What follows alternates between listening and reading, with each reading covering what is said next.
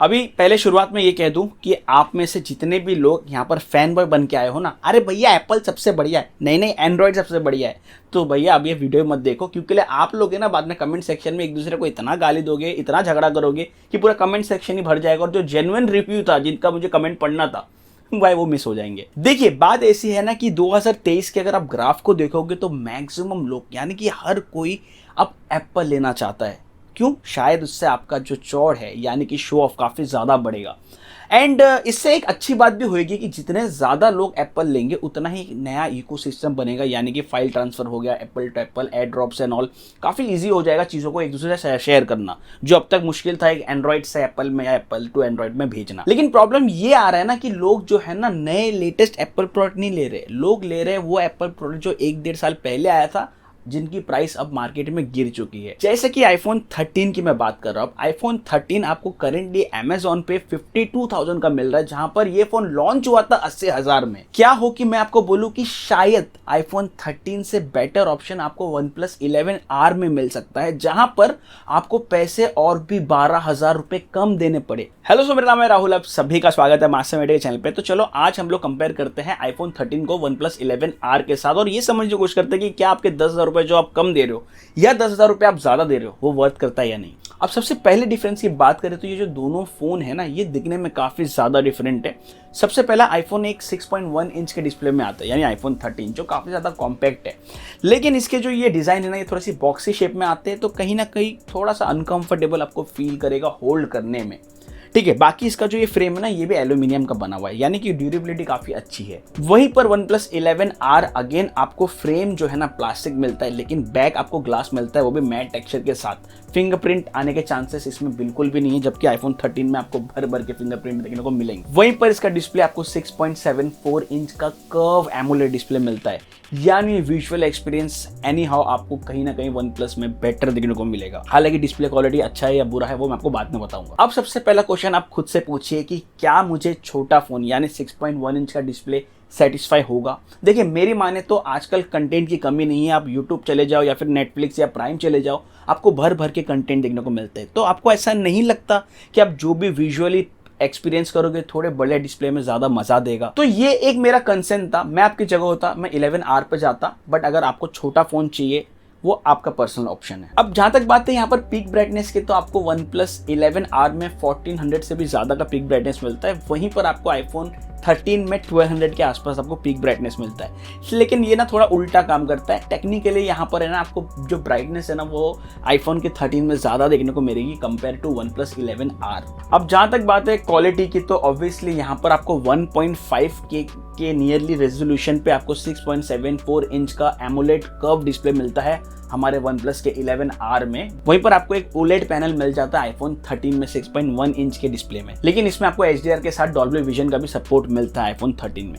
सो यहाँ पर जहां तक बात है विजुअल एक्सपीरियंस की, मैं यहाँ पर साइज की बात नहीं कर रहा हूँ, मैं क्वालिटी की बात कर रहा हूँ, तो कहीं ना कहीं मुझे फील होता है कि OnePlus 11R थोड़ा सा बेटर विजुअल क्वालिटी आपको प्रोवाइड करता है, अगर आपको ना कलर थोड़ा सा ना बूस्ट पसंद है तो।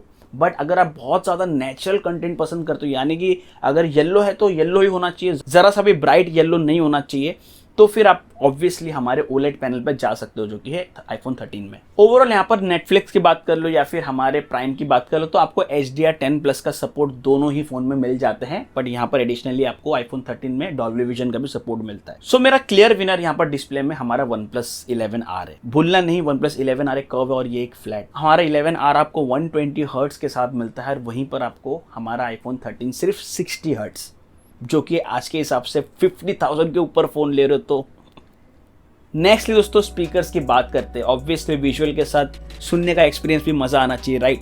सो I am surprise to say this, but yes again OnePlus 11R can clearly beat iPhone 13। मैंने दोनों को साइड में रख के जबरदस्त गाने सुने, बहुत सारे गाने सुने, एंड जो लाउडनेस जो बीट क्वालिटी आपको 11R से मिलता है वो 13 आपको नहीं दे पाएगा। इवन मैं एक चीज खुल के बोल सकता हूँ कि यहाँ पर थोड़ा नहीं बट अच्छा खासा साउंड क्वालिटी में डिफरेंस है। अब जहां तक बात है कैमरा सेटअप की, तो आपको आईफोन 13 में बहुत सिंपल सेटअप मिलता है, 12 मेगापिक्सल का प्राइमरी, 12 मेगापिक्सल वाइड एंगल और फ्रंट आपको 12 मेगापिक्सल। वहीं पर जहां तक बात है 11R की, तो यहाँ पर ना सबसे पहले आपको पीछे काफी बड़ा कैमरा सेटअप दिखेगा, गोल सा, लेकिन इसमें ना 2 मेगापिक्सल का आपको एक माइक्रो मिलता है, मतलब दिखाने के लिए ना भाई कुछ भी डाल दो। सो इसको इग्नोर कर देते हैं। वहीं पर प्राइमरी लेंस की बात करूँ तो 50 मेगापिक्सल का मिलता है, वहीं पर 8 मेगापिक्सल का आपको एक वाइड एंगल एंड फ्रंट आपको 16 मेगापिक्सल का मिलता है। अब एक चीज स्ट्रेट फॉरवर्ड बोल दूं कि पोर्ट्रेट का शौकीन हो तो अब सीधा आप आंख बंद करके हमारे आईफोन पे चले जाइए, वो वे बेटर फोटोज खींचता है पोर्ट्रेट में एंड काफी क्लोज टू नेचुरल प्रेजेंटेशन उसका होता है। वहीं पर वन प्लस में ना पहली बात तो प्रोसेसिंग टाइम थोड़ा सा लेट है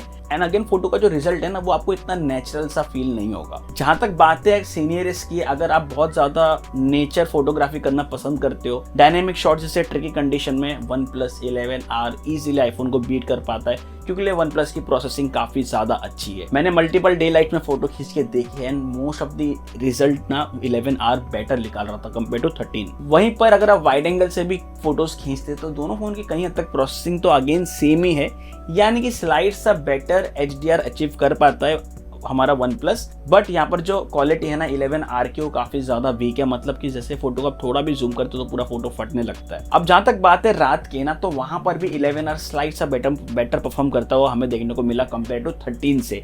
अब better perform in the sense कि यहाँ पर दोनों फोन ही आपको अच्छा खासा ब्राइट इमेज निकाल के देते हैं। आईफोन 13 भी आपको निराश नहीं करेगा, लेकिन कहीं ना कहीं वन प्लस 11R थोड़ा बैलेंस फोटो निकालता है एंड उसी के साथ जो है ना क्वालिटी को भी काफी हद तक मेंटेन कर। सो मैंने रात में भी मल्टीपल शॉट निकाले तो वहां पर भी 11R आपको 5 to 10% बेटर परफॉर्म करते हुए मिलेगा। जहां तक बात है फ्रंट कैमरा की, तो यहाँ पर 11R क्लियर विनर है मेरे लिए तो भाई, और मैं खुल के बोल सकता हूँ बिकॉज देखो यार आईफोन का जो है ना 12 मेगापिक्सल जो है ना वो बहुत नेचुरल फोटोज खींचता है। मतलब आपका जरा सा भी स्किन डार्क हुआ तो काफी ज्यादा आपको डार्क फोटो लगेगा खींचने के बाद आईफोन में स्पेशली। वहीं पर 11R आपको स्लाइड सा ब्यूटिफिकेशन प्रोवाइड करके एक अच्छा फोटो प्रोड्यूस करके देता है। एंड अगेन मुझे लगता है कि अगर मैं खुद का फोटो खींच रहा हूं, अगर मैं सेल्फी ले रहा हूं तो थोड़ा बहुत तो ब्यूटिफिकेशन जैसा चीजें होनी चाहिए, मस्ट है यार। खुद का खींच रहे यार थोड़ा तो अच्छा लगना चाहिए ना, क्योंकि हम सेल्फी लेके पोस्ट भी तो करते हैं ना सोशल मीडिया ये सब में, तो थोड़ा अच्छा भी तो दिखना है। तो यहाँ पर है ना आईफोन हमेशा मार खाता है अपने नेचुरल स्किन टोन के वजह से। हमारा वन प्लस क्या, हमारा सैमसंग S23 अल्ट्रा भी बीट नहीं कर सकता, वो है इसका वीडियोग्राफी। आईफोन 13 में जो वीडियो क्वालिटी मिलती है ना टॉप नॉच है। लेटेस्ट आईफोन्स में भी आपको कुछ हद तक सेम क्वालिटी ही मिलेगी। अगर आप व्लॉगिंग करना चाहते हो, नया चैनल स्टार्ट कर रहे हो एंड अगर आपके पास DSLR के पैसे कम है तो आप आईफोन से अपनी शुरुआत कर सकते हो। स्पेशली आईफोन 13 से आप इजीली अपनी जर्नी स्टार्ट कर सकते हो। वीडियो आपकी मोस्ट प्रायोरिटी है ना, तो आप आईफोन 13 में आग बंद करके जाइए। इवन मैं तो बोलता हूँ आप कोई भी दूसरे फोन की जाने की जरूरत नहीं है, 13 आपका सारा वीडियोग्राफी काम कर जाएगा। अब बात करते हैं यहाँ पर परफॉर्मेंस सेक्टर में, इससे के लिए आप वेट कर रहे थे राइट।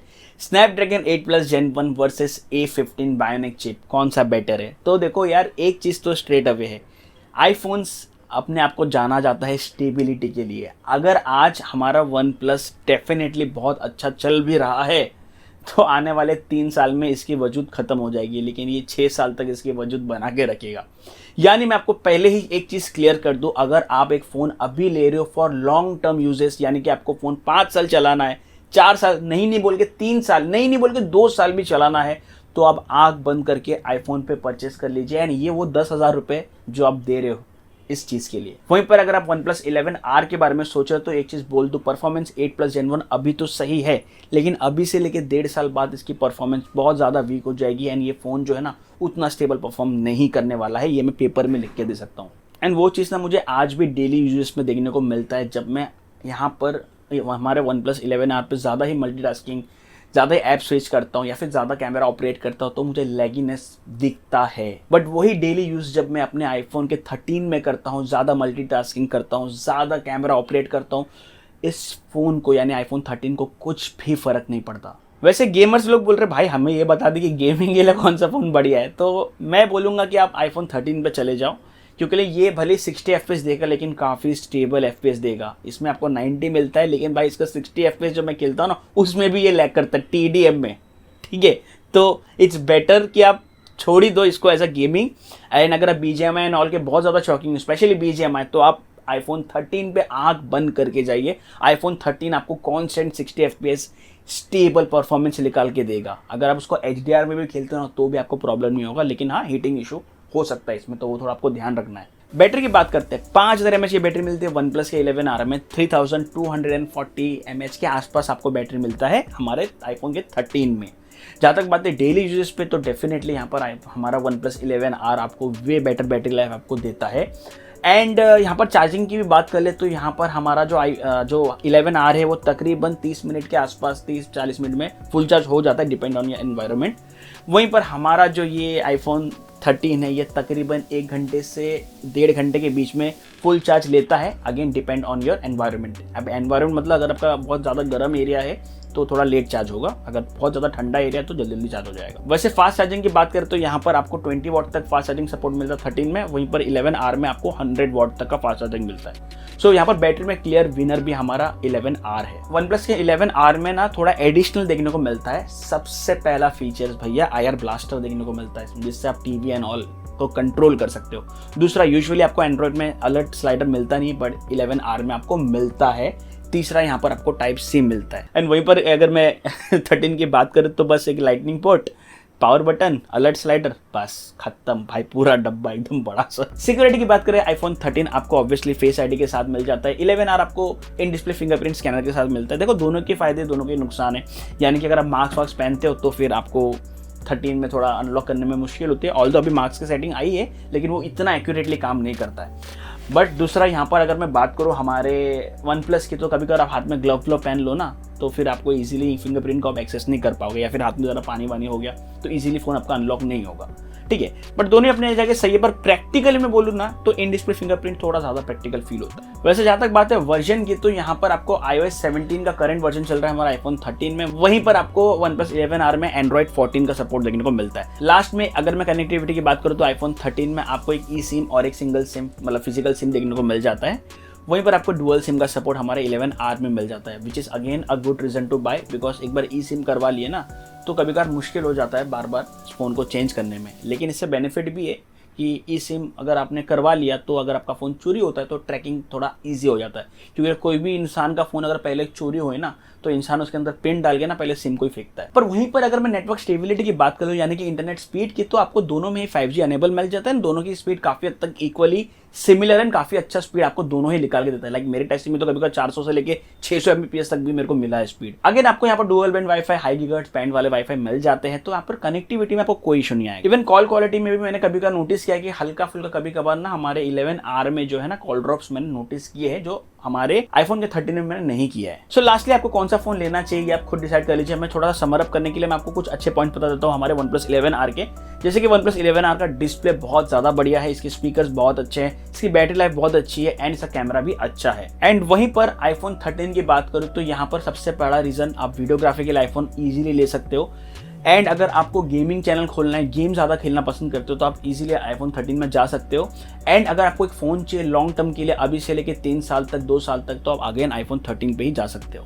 सो आप खुद डिसाइड करो आप किस पर जाने वाले, नीचे कमेंट सेक्शन में। भाई इस बार थोड़ा हो जाए एंड्रॉइड वर्सेस आईफोन का, मज़ा आ जाएगा। सो उम्मीद आपको ये वीडियो पसंद आई रहेगी। थोड़ी भी मेरी मेहनत अच्छी लगती है और आपको ऐसा कंटेंट पसंद आते तो यार एक लाइक थोड़ा सा मिल जाए तो अच्छा रहेगा। टारगेट रखता हूँ ज़्यादा नहीं, सिर्फ 5000 का, बस 5000 लाइक मुझे दे दो भाई, मेरे दिल बल्ले बल्ले हो जाएगा, है ना।